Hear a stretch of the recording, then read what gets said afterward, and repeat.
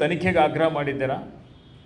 ಅವ್ರ ಮೇಲೆ ಶಿಸ್ತು ಕ್ರಮ ತೆಗೆದುಕೊಳ್ಳಿಕ್ಕೆ ಧೈರ್ಯ ಇದೆಯಾ ನಿಮ್ಮಲ್ಲಿ? ಅರೆ, ನಿಮ್ಮ ತಟ್ಟೆಯಲ್ಲೇ ಇವತ್ತು ಕೋಣ ಬಿದ್ದಿದೆ. ನಮ್ಮಲ್ಲಿ ಏನೂ ಆಗದೆ ಇವತ್ತು ಏನೂ ಇಲ್ಲದೇ ಇರುವಂಥ ಒಂದು ಪ್ರಕರಣವನ್ನು ಕೈಗೆತ್ತಿಕೊಂಡು ಇವತ್ತು ಈ ರಾಜ್ಯದ ಅಭಿವೃದ್ಧಿಗೆ ಮಾರಕ ಆಗುವಂಥ ರೀತಿಯಲ್ಲಿ ಕುಂಠಿತ ಮಾಡುವಂಥ ದುರುದ್ದೇಶದಿಂದ ಈ ಹೇಳಿಕೆಯನ್ನು ಕೊಡ್ತಾ ಇದ್ದಾರೆ. ಈಗ ಮಾಡ್ತಾ ಇದ್ದೀರಿ. ಇದರಿಂದ ಯಾವುದೇ ರೀತಿಯ ಪ್ರಭಾವ ಸರ್ಕಾರದ ಮೇಲೆ ಆಗೋದಿಲ್ಲ. ನೋಡಿ, ಮಾನ್ಯ ಸಿದ್ದರಾಮಯ್ಯನವರು ಮತ್ತು ವಿನಾಕಾರಣ ಆ ಒಂದು ದೇವಿ ಇವತ್ತು ಯಾವತ್ತಿಗೂ ರಾಜಕೀಯದಲ್ಲಿ ಬಂದಂಥವರಲ್ಲ.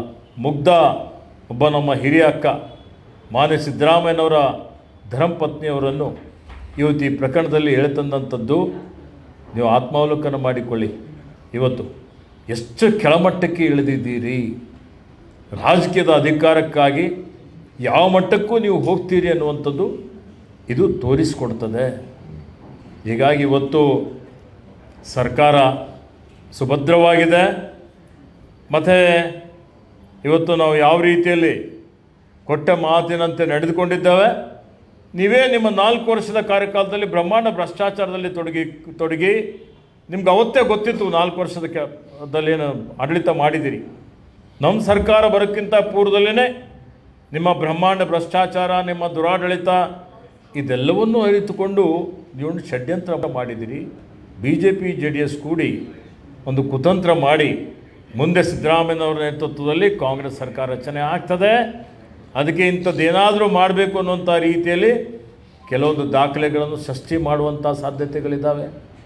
ಇವತ್ತು ಸುಳ್ಳು ಆರೋಪಗಳು ತಯಾರು ಮಾಡುವಂಥದ್ದಕ್ಕೆ ನೀವೆಲ್ಲ ಭಾಳ ಇವತ್ತು ಮುಂಚೂಣಿಯಲ್ಲಿದ್ದೀರಿ.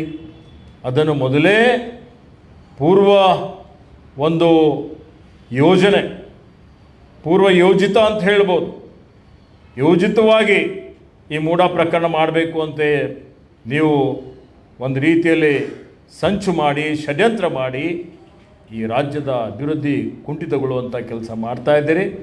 ಜನ ನಿಮ್ಮನ್ನು ಕ್ಷಮಿಸುವುದಿಲ್ಲ.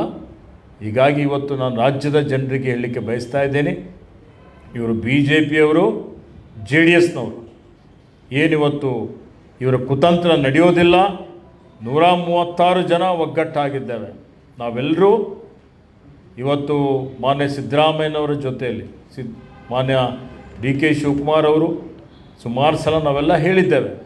ಎಲ್ಲ ಸಚಿವ ಸಂಪುಟದ ಸದಸ್ಯರು, ನಮ್ಮ ವರಿಷ್ಠರು, ಹೈಕಮಾಂಡ್ ಸಹಿತ ಸಂಪೂರ್ಣ ಬೆಂಬಲ. ನಾವು ಭಾಳ ಬಂಡೆಯಂತೆ ಸಿದ್ದರಾಮಯ್ಯನವರ ಜೊತೆಯಲ್ಲಿ ಇದ್ದೇವೆ. ಮತ್ತು ಈ ಸರ್ಕಾರ ಸುಭದ್ರವಾಗಿದೆ. 5 ವರ್ಷ ಇವತ್ತು ಉತ್ತಮವಾದಂಥ ಆಡಳಿತವನ್ನು ಕೊಡ್ತೇವೆ ಅನ್ನುವಂಥ ಮಾತನ್ನು ಹೇಳಲಿಕ್ಕೆ ಬಯಸ್ತೇನೆ. ನೋಡಿ, ವರದಿ ಬಗ್ಗೆ ಆತಂಕ ಇದ್ದಂಥದ್ದು ನಿಜ. ಇವತ್ತು ಒಂದು ಮಾತು ಭಾಳ ಸ್ಪಷ್ಟವಾಗಿ ಹೇಳಲಿಕ್ಕೆ ಇಷ್ಟಪಡ್ತಾ ಇದ್ದೀನಿ. ನಮ್ಮ ಪಕ್ಷದ ಪ್ರಣಾಳಿಕೆಯಲ್ಲಿದೆ, ಇಡೀ ದೇಶದಲ್ಲಿ, ರಾಜ್ಯ ಅಷ್ಟೇ ಅಲ್ಲ, ಮಾನ್ಯ ರಾಹುಲ್ ಗಾಂಧಿಯವರೇ ಹೇಳಿದ್ದಾರೆ, ಇಡೀ ದೇಶದಲ್ಲಿ ಸಾಮಾಜಿಕ ಆರ್ಥಿಕ ಸ್ಥಿತಿಗತಿಗಳು ಎಲ್ರಿಗೂ ಗೊತ್ತಾಗಬೇಕು, ಸಾಮಾಜಿಕ ನ್ಯಾಯ ಸಿಗಬೇಕು ಅಂತ ಹೇಳಿದರೆ ಜಾತಿ ಗಣತಿ ಆಗಬೇಕು ಅಂತೇಳಿ ಹೇಳಿ. ಜಾತಿ ಗಣತಿ ಮಾಡೋದರಲ್ಲಿ ಯಾರದ್ದೂ ವಿರೋಧ ಇಲ್ಲ. ಆದರೆ ಈಗಾಗಲೇ ಏನು ಜಾತಿ ಗಣತಿ ಆಗಿದೆ ಅಥವಾ ಸಾಮಾಜಿಕ ಆರ್ಥಿಕ ಸ್ಥಿತಿಗತಿ ಬಗ್ಗೆ ವರದಿ ಈಗ ಸರ್ಕಾರಕ್ಕೆ ಬಂದಿದೆ, ಅದ್ರ ಬಗ್ಗೆ ಏನು ಅನೇಕ ಸಮುದಾಯದವರ ಆತಂಕಗಳಿದ್ದಾವೆ.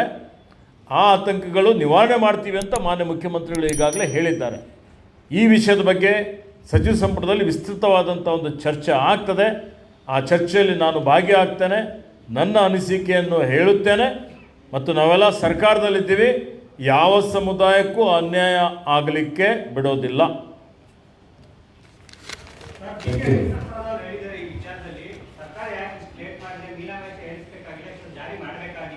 ನೋಡಿ, ಈಗಾಗಲೇ ಮಾನ್ಯ ಮುಖ್ಯಮಂತ್ರಿಗಳು ಹೇಳಿದ್ದಾರೆ. ಇವತ್ತು ಗೊತ್ತಾ, ಸಚಿವ ಸಂಪುಟದಲ್ಲಿ ಚರ್ಚೆ ಆಗಲಿ.